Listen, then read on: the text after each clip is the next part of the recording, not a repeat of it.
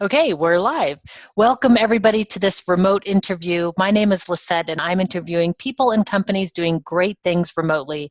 And I'm super excited today to be speaking with Gerard Beaulieu. And you're in Canada, right? That's right, Lisette. It's wonderful to be here. It's great to also meet. This is our first meeting as well. So first me, so we never know what's going to happen from here. I have actually people that I look back at the interviews to see what it was like when we first met because we've become really good friends since then. So that's always fun when that happens. And Gerard, you are the creator of virtualicebreakers.com, which is how we met. And I'm on a mission to make online meetings better than meetings in real life. So this product and this website in particularly interests me a great deal.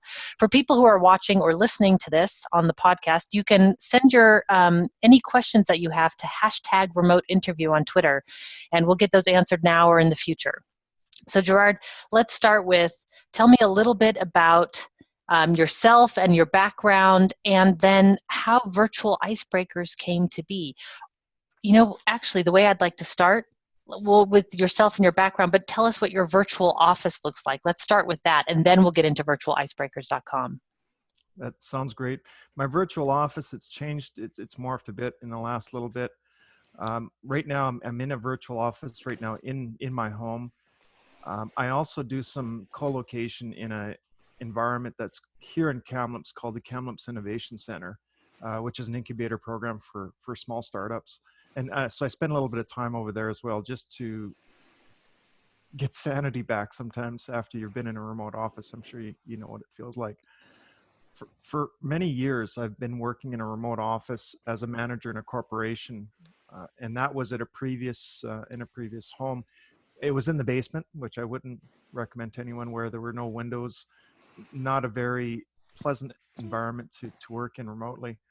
But I had worked there for several years as a manager with staff in the UK, staff in the United States, and we'd have meetings around the world. So there was oftentimes I'd have meetings late at night to pick up Asia Pacific and Dubai, and then in the mornings I'd have very early mornings to catch Europe because we're in Pacific time zone. So my office, I've got 4 children, so my office tends to be sometimes a little. I'd want to do a video where it shows what a home office looks like, and then you have the backdrop fall backwards, and behind you see everyone taped up and the dog, muzzled, and I think it would be a perfect example of what we go through to have our home offices.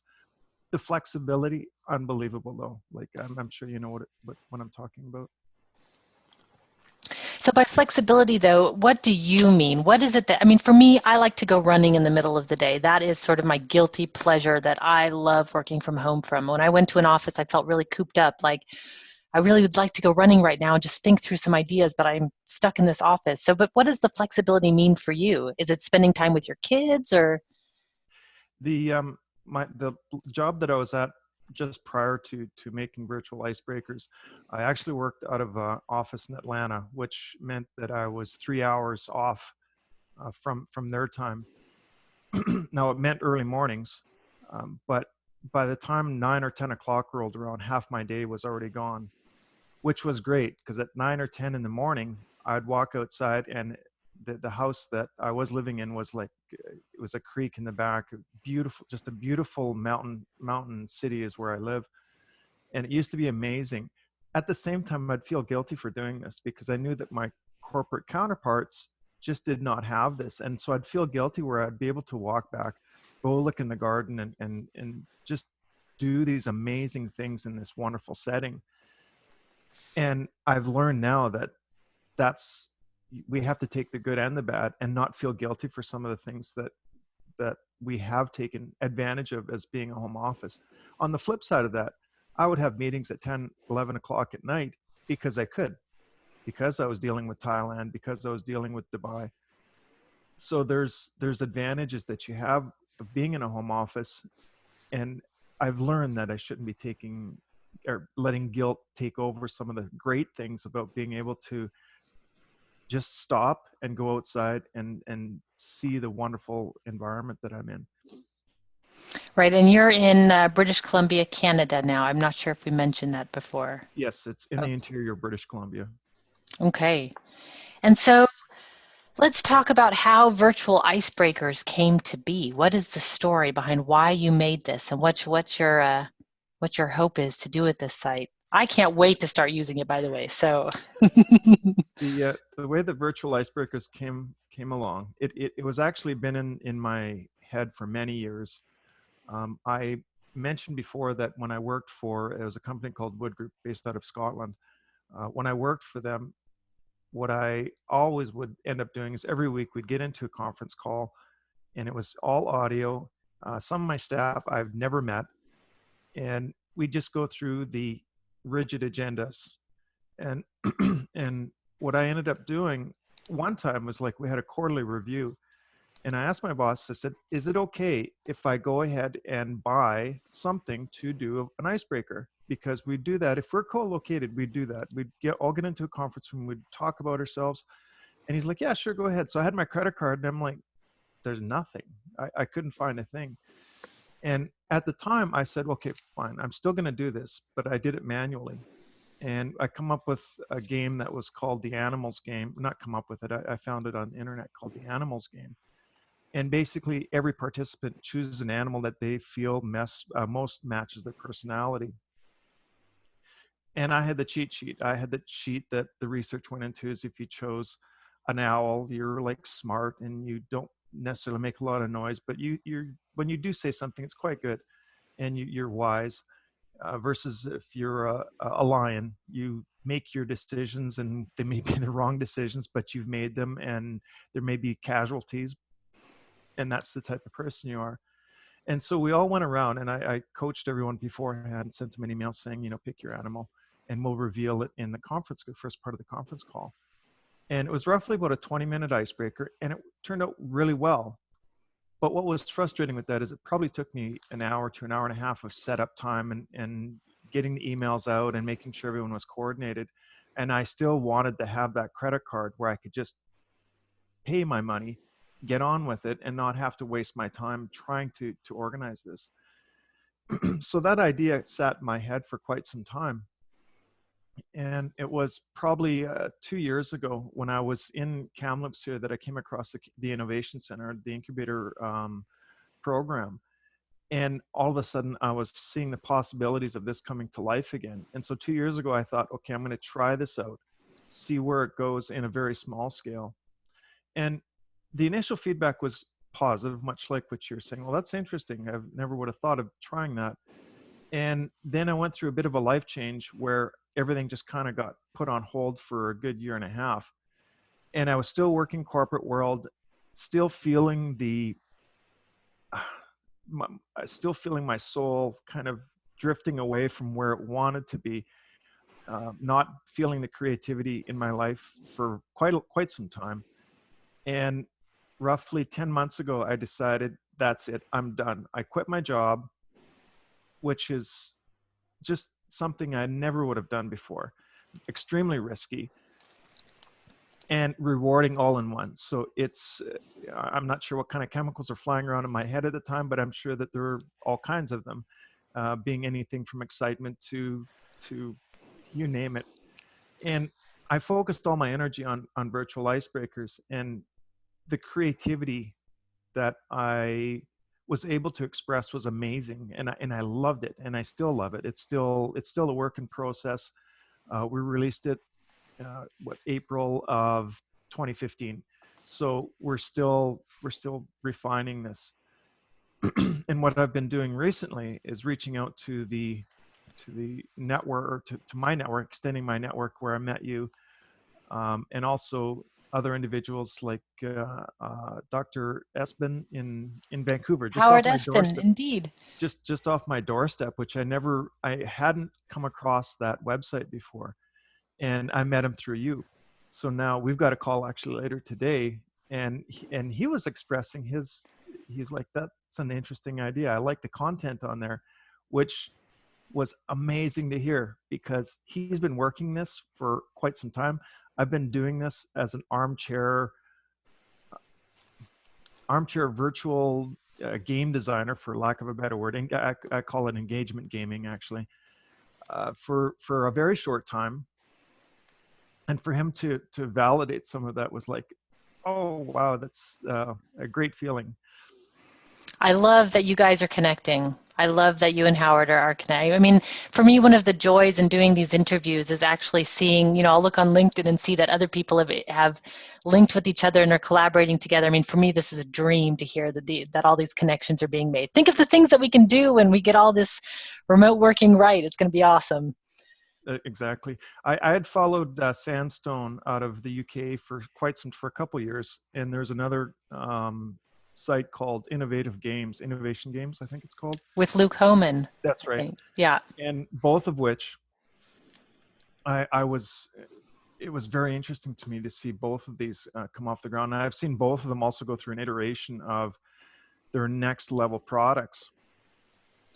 So when I came across Prelude, which is Howard's site, it was like, wow, there's more of these.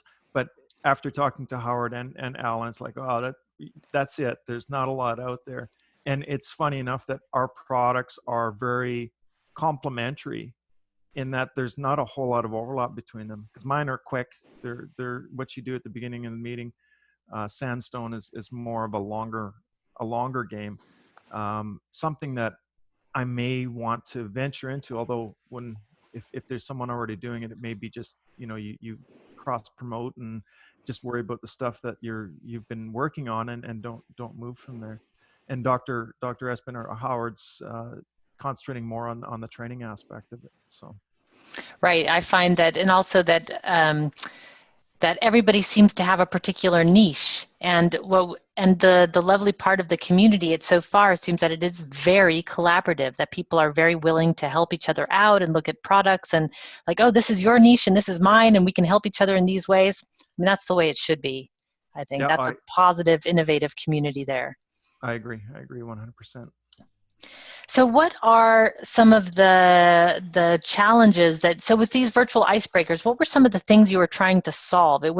So it sounds like you were having these stale, boring, lifeless conference calls. That's the impression I'm getting from from this call, where you're not even really getting to know people. Is that the That's main thing that you're set out to solve? Yeah, that's like the whole nature of an icebreaker is really to get your mind off of work, get it off that task list that you normally go through, the agenda that you normally go through, and to really get your brain thinking about something else and maybe spur some creativity. At the same time, establishing a human connection. We have all these tools that do all kinds of technical connection, whether it's the video conferencing or whether it's the scheduling tools. These are technical tools that we use to establish a connection, but there's very few tools that do the human connection. And as everybody knows, the amount of communication that happens non-verbally is quite high. That gets solved somewhat with video conferencing, but it's still not the same as being in person. So establishing methods or ways of getting to know someone more personally, like an icebreaker, in my opinion, it's something that's vital when it comes to remote working. And that's the intention of it. And if you go onto the virtual icebreakers, you'll notice the icebreakers be very similar in terms of what you'd see in a co-located icebreaker. The advantage that I have, or that I've seen, is I take advantage of the medium. So when it comes to, you know, guessing who had the wildest experience or whose dream vacation was that, it's a little easier on this environment because you have that screen that you have to do your guessing. And when it comes to maybe capturing some, you know, the feedback, it's also, again, it's easier because the way that I've made the feedback is it's like you pick 1 to 3. You know, did it energize you? Did it spur some creativity? And those types of metrics are much easier to capture in a computer environment than they are in a conference room setting. Right, so you could actually do something with it afterwards instead of leaving the meeting and having it just be That's done. right. And all the input is captured, so you get a report at the end. So For an example, there's one of the games called Budding Authors, which is my kids go crazy over. On that particular game, everyone submits a word for given theme. So let's say our theme is summer. So I submit, you know, hot weather and maybe vacation, and other people submit other words. And then we have to create a story using up the words from the overall word list. And I've done this where my children want to play it with me, and they play it, and we come up with these funny stories. And so what I've done now is I'm using the same engine, but I'm launching an education site, and I'm going to make it so that the kids can play together. And it'll be a little bit different in that some of the functionality for metrics will be chopped out, and it'll be made more kid friendly. But now I'm paralleling I'm using the same virtual engine, or virtual icebreaker engine, to use for the kids, and they can't wait for it. They're like, they want to play this with their friends. I love the crossover. I mean, who knew? It's like, who knew a kid, that kids would find it so fun to that they just take it and run with it. I love when these things happen. The kids today, and the emerging workforce today, grew up on team building via games. That's Right. they live and breathe this stuff. So I see the stuff that I'm doing. I see the stuff that's happening at Sandstone and Prelude being the way that people are going to be doing team building in the future. Now, obviously, co-location is still going to happen. And the thing about co-location team building in a corporation, it happens at the highest levels of management. They'll have management development programs where they'll fly everybody in. But when it comes to people actually doing the work, there's nothing like that. We don't do the same, or the corporations don't do the same level of team building at the lower levels, where if you get into an environment like what we're offering now, it's throughout the organization, because it becomes much more cost effective. The thing that I really like about this is I had an experience when I worked for a very large engineering firm in the beginning of my career, with offices all over the world. And I had a team of 20 people, and we would meet every week in this boring conference room. And because of an experience that I had in college, where I learned to start every meeting with an opening question, just a really quick opening question, and I just continued it because I loved it so much, just to be able to do that. So I continued it on my team, and so every week we just had a really quick question of simple stuff: favorite food, favorite color, favorite vacation spot, favorite smell. I mean, it was really just super simple. But what ended up happening after 6 weeks of these weekly questions was our team became sort of this special bonded team within the office, because suddenly it wasn't just Bob from engineering. It was Bob, who liked canoeing and was a baseball coach and loved the color purple. And, the depth that you got from learning about each other, even just these small things, made us sort of this magic team together. We just had a special bond, and we did great things. And it was aha. So when I saw your product, I thought, yes, this is what we need, because I think people don't recognize the importance of the humanness that needs to be created, especially in online meetings, especially in boring conference calls when you don't have video. It's underestimated. So I think this product, it's so exciting. It seems so simple, but people don't understand the power behind this simple. That's very true. I was reading your blog, and I thought that was incredibly interesting to hear about the meetings that you're running. And you're right. We're wired within us to do human connection is something we all want. It's kind of like a fundamental, and I'm getting outside my element, because I'm not a psychologist by any stretch, but there's a lot to what you're saying, and the benefits that you received from that weren't intentional, but they were real. They're very real, because when you have that human connection to talk about, well, I went scuba diving in Mexico, and to find out that someone else also does scuba diving, you now have something. And originally, when I called this project, I called it the virtual water cooler. Unfortunately, the domain was taken, but that's essentially what you have. Is you have this virtual water cooler where you can go and learn about details about someone's life that you wouldn't normally, and it forms that connection. It forms that small talk that gets, oh, how's the weather? Like it's more deeper than that. and you actually take an interest in someone's life as opposed to the some of the small talk that can happen. Have you seen any, I mean, I know Virtual Icebreakers is really new. Have you had any reports from the field yet, from people experiencing sort of the team building aspect of it? Interestingly enough, because I come from a corporate world, I'm not as familiar with some of the sectors of business. And there was an organization that was network marketing, and and it was actually the Toastmaster that I was referring to. I talked to you earlier about. And when she's saying this, she's like, "This is amazing. I've got 170 or 270 associates underneath me, and I'm trying to engage these people all the time." And it was a market segment that I never imagined, but she loves it because what it does is most of her network, the pyramid underneath her, are all women working from home, and women they enjoy talking about themselves more so than men, and that I've known, and it was also an industry that was a little bit more open. So these women were perfect ground to test it on. But it's also opened up, when it comes to some of the network marketing jewelry, network marketing Avon, like all this stuff. There's a huge potential there for me because it allows individuals to connect at a deeper level, and it's about engagement. It's about human connection, and that's what these network marketing individuals want to be able to do. So it was amazing because Toastmasters opened up a brand new market segment that I hadn't encountered before.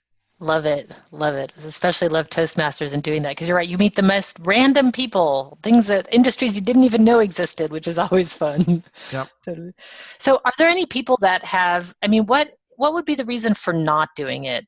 Are there people that are challenging this? And why wouldn't somebody use this? The biggest barrier to my biggest competitor is to do nothing, because that's what we've always done is do That's a nothing. big competitor. That's a huge competitor because what Yeah. what I'm suggesting is that they do something different, and they do something that requires them to step out of a comfort zone. There's definitely a comfort zone that you're stepping out, and this is swimming upstream to a certain extent, but I do know that it's going to just gradually get into the workplace. When people say we're going to do gaming in the workplace, they think, well, that's the craziest idea ever. Gerard, you're like, what are you doing? Quitting your job, doing games for business? That just sounds crazy. But the funny thing is, they've been doing games in business for many, many years. They just called them icebreakers, and they call them corporate activities, and they're all co-located. But like I said about our emerging workforce, these young adults have been gaming all their lives. They've been team building all their lives. They want engagement. They need engagement. They need this extra, I don't know what you call it, like the rush of having something more than just the humdrum of the corporate life. And they need, maybe that's a strong word, but I could see the opportunity there of engagement gaming becoming, in 5 years from now, 10 years from now, it'll just become, that's what you do at work. Right. Well, and I think, when I spoke with Luke Homan, he really opened my eyes to the idea of the terminology of games and play in the corporate workforce, and how that's a real detractor because of what people associate with those words. That's And right. and I think, and he said what he did is he took instead of saying we're going to play a game, he said if I were addressing a military operation, I would say like, okay, we're going to have this exercise and we're going to have a goal, and along the way we're going to encounter these obstacles. And he would say like that's speaking their language, but really all I'm saying is we're going to play a game. And Right. so he really opened my eyes to the fact that, like, if you put it into people's context, you're right, we've been doing this all along. We just call it something different. But I think you bring in a really good point with the younger generation and the way that they're changing the workforce already, because I think, people are collaborating naturally from all over using social media using games, using, it's almost a natural way of being. And then to be told that you need to now go into a box and you must arrive at 9 a.m. and you have to take your lunch at 12:30 with everybody else and you only get 30 minutes. I mean, these kind of constraints are going to seem, I think, crazy to people Right. in the future, because if even in the university, nobody ever told you didn't have to sit in a particular place. You had to finish your paper by the end of the semester, however you did it. If you did it all-nighter the night before, or you took the whole semester to write it. I mean, nobody really controlled that. So Right. yeah, it's going to be I'm super excited to see how it's changing the workforce. Like if you look at, let's say, the training industry, training for the longest time was, someone sat in front or stood in front of a classroom and they pitched things. And then we went to multimedia, which engaged people a bit more, where it was slightly more interactive, where you had videos that you could click on, and I wouldn't even call them games, but it enriched the training experience a bit. But can you imagine learning the corporate policies or corporate safety policies as a game, that you have to search the stuff out? And the thing about doing it in that context is that your brain will learn this stuff it'll retain it much better, because you've actually done an activity that requires you to engage it. And I see this being the way that it's going to be. And whether you want to call it a game or whether you want to call it an engaging activity, it's like you said, it's a game. It's it's a game, and Right. you're trying to accomplish something within the game.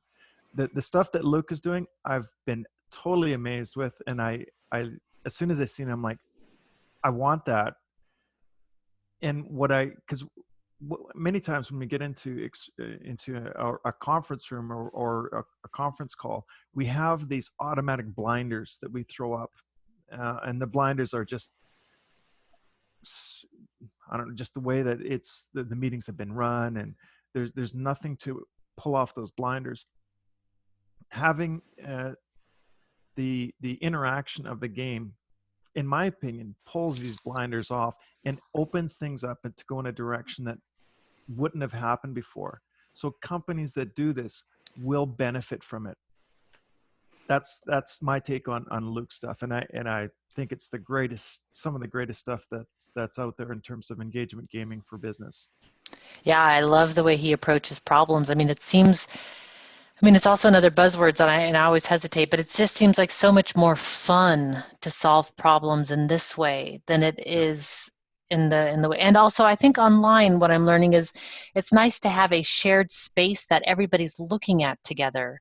So with like your virtual icebreaker, everybody's focused on they're seeing the same things together. It's as if you're working on a whiteboard together in the same room, but you have this sort of thing that you're engaging with together, and that makes all the difference in terms of the icebreaker and the way it's done. So love it. So we're nearing the end. Oh, I could go on forever about this, but I want to ask maybe about personality traits. What do you see? Who are the people that, I mean, the kids clearly are very excited Yeah. about some of these games, but what are some of the other personality traits that you're seeing that are attracting people to the virtual icebreakers? Like I said before, with the person that I met at Toastmasters, certainly females are drawn more towards this. Super um, interesting. and I know that I've talked about this with some of my guy peers, and they're like, oh, that sounds horrible. Like, I can see that being a challenge. um, and as well as with some of the older corporate individuals or middle management. I could see executive management taking on, seeing the advantage of this, at least some of the more pioneering / visionary executive management, seeing this and seeing the advantages of it. It does require some looking at the research, because the research backs this stuff up. Not to say that uh, it backs up virtual icebreakers per se, but it backs up icebreakers. Like, if you look, you'll find all kinds of research showing the benefits of establishing that human connection. It's hard to measure. It's hard to measure the fact that you've established this human connection with someone, the actual benefits of it, because it's kind of subjective. It's like, well, how much has it increased productivity? I can't measure that. But It almost seems sad to measure it. Like, Yeah. I mean, once you start measuring how much human connection we have, I mean, there's sort of a beauty in letting the surprising things come up. It's sometimes connections happen and sometimes they don't, and there's something beautiful in when it does. So Yeah. yeah, I almost hope we never find a way to measure it. Yeah. It's, but it's what corporations are always looking for. They're like, well, what's the Right. improvement? What's the number? What's the metric? And that's where on Virtual Icebreakers, I did throw in the metrics that to try and get feedback from the participants, so that they at least had some numbers to throw back. So hopefully I don't ruin your your hope of never measuring. My- well, what's funny is I'm a metrics fanatic, so for me to even say that is a little bit weird. But I was just thinking, like, oh no, once we start measuring the human connection, where does the randomness go and the sort of joy of just connecting instantly? And Yeah, yeah, but I can see it. Businesses are spending money and they want return on their investment. That's just the way that's business is done. That's true, but we've that whole market's been around for a while. The whole team building, you have people going off and doing adventure, I don't know, adventure activities together. Whether it's walking on fire walks or whatever. So it's known that this establishes, or doing these out of context experiences establishes a better bond with the team. So and again, the research backs this stuff up. We need it when it comes to virtual stuff because it's that much more challenging to establish these bonds. It's almost feels frustrating to think that I have to pitch this stuff, but because it's so new, it will take a while for it to sink in. But Sure. I believe in my heart that it will make it. Oh, there's a clear need. I think there's a clear need for these kind of things. I see companies are coming to me all the time for the Work Together Anywhere workshop, and one of the main things that they're struggling with is how do you create that sense of team online? Because I think what people misunderstand sometimes in some of these interviews that I do is I'm not trying to push remote working per se, although I'm completely obsessed and a big fan, of course. But I think more interesting is sometimes we have to work remotely, and Yeah, then what do we do? right. That's a much more interesting question. Work remote or don't, that's up to you. But if you have to work remotely, then what do you do? And I think these things like virtual icebreakers, I mean, if you're trying to build your team, then this is a fabulous way to start. Yeah, I think it's unusual that you have a team that's all co-located. So even if it's within a corporation where you're in an office, but let's say you're dealing with individuals around the world and you want to learn more about that team, that it's still applicable. You're remote. You don't get the chance to meet in the cafeteria or meet by the water cooler to work out some of these details about, not work out the details, but talk about some of the details of your life. So it's still applicable. And for a team to be co-located, I'd say rarely happens anymore. Right. I mean, even if you're at the same address and you're on a different floor, it's rare that you'll walk up to that floor if you just have one question. I mean, you'll probably save it for an email or batch it or, Right. something. So yeah, I think I've called it remote at the same address. So even though Remote. we're at the Yeah. same address, then we're remote. So is there anything else that I've missed? I mean, I feel like I've got a number of questions that I didn't get to, but is there anything else that you want to say about your game and your experience before I ask the final question that I may have missed? Well, we briefly talked about this before, and I mentioned that I've been working in the corporate world. I'd worked in aerospace, worked in energy for many years, and when I quit this job 10 years ago, quit my corporate life, I felt like I was jumping off the deep end of jumping from the dock into the deepest end of the ocean. And I do have to say that it's a decision that I hopefully never have to look back on. It's obviously there's a monetary difference so far, that you have to do stuff more on your own, but the freedom and the creativity and just my soul, I could feel my soul totally coming back to me from not having the corporate constraints kind of push it down. And I don't want to sound anti-corporation, but there's a certain wonderful feeling about doing something that you are passionate about and making money at it. There's nothing better than that. And so many people get caught into the, oh, well, I need to have this next material thing, so I'm going to work hard, and it's my family's going to benefit from it. When in actual fact, you're selling your happiness almost, or your passion for that next material thing that's just going to clutter your life anyway. So have you made moves then to minimalize things in your life since quitting the corporate job? Have I? Well, I've made finances easier. So I'm in the change that happened a couple years ago was that my marriage failed. So that in itself kind of caused some changes where things became a little bit easier to manage. So the house that I'm in, I have a tenant that lives in the basement. So my mortgage is subsidized by this tenant. So there's these types of changes that I've made in order to make my life less worrisome, or not have to focus so much on money. And I've never been a money person. My children, they know that they get nothing from me when it comes for material items.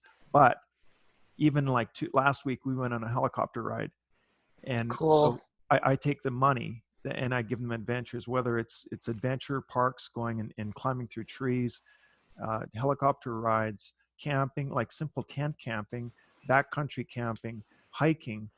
These are all, well, the helicopter wasn't cheap, but it was an experience that they will never forget. And Right. that's the way I want to live my life. And that's the changes that I've been doing in the last couple of years. And I love it. Like I wouldn't turn my back on it.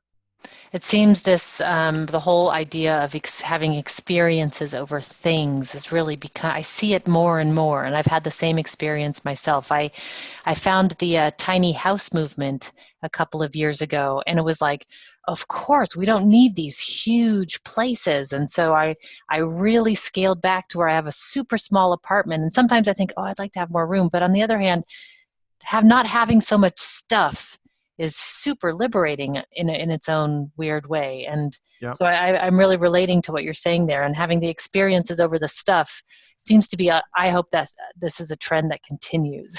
Yeah. Because it's Me too. Me too. It's because it's a seems message that I want my children to learn, that things don't make you happy. And the research backs that up. right. Right. So connecting, and whether we're online or in person, connecting being the focus instead of the corporate soul sucking, or just the ability to express our creativity Yes, very is, much. yeah. And I can imagine it must have been really scary to quit the job. So I'm thinking with people listening to this, I mean, it's not easy to quit your job. We're not saying go out and do it, but Yeah, it's terrifying. It wasn't just scary, it was terrifying. right. Terrifying people listen. Terrifying. I've Right. got But five dependents that are expecting me to keep them going. So that's terrifying. right. Right. Well, and in fact, a lot of people say like, oh, it's these kids, these digital nomads that are quitting their job and traveling the world. And I said, no, it's not just the kids who are doing it. Everybody can do it. It just Yeah, takes, yeah, nerves of steel and a plan. exactly. But yeah, I am really inspired though by people pursuing happiness in their lives in whatever context that matters. I think that that's a really, it's a noble pursuit, and yeah, terrifying at the same time. But Exactly. Yeah. yeah, but our lives are better for it when we do it. So if anybody's listening and they want to know about the terrifying journey, then oh yeah, tweet to hashtag remote interview and ask us about it. So Gerard, one last question, which is, if people want to get in touch with you and learn more, all the Howards out there, the people who are doing great things and they want to learn more, they can go to virtualicebreakers.com. But how do they reach you? Well, uh, What's the best Ger- way, I would say? probably Gerard at virtualicebreakers.com. As through email. Through email. There's also Twitter, Twitter and LinkedIn are also right on the website as well. There's tags there that will also direct you pretty much to me. I get most of the dialogue. So Great. Great. Well, I've really enjoyed learning more about this. I think you're really onto something here, and I hope that others that are watching this, if you go to Virtual Icebreakers, then let us know where you heard it from. So it'd be fun to see how many people come via the interview and some of the things that we're doing here. So thanks for your time today, Gerard. I really appreciate it. Thank you so much, Lisette. It's been an awesome meeting. So thank you very much. All right, everybody, until next time, be powerful.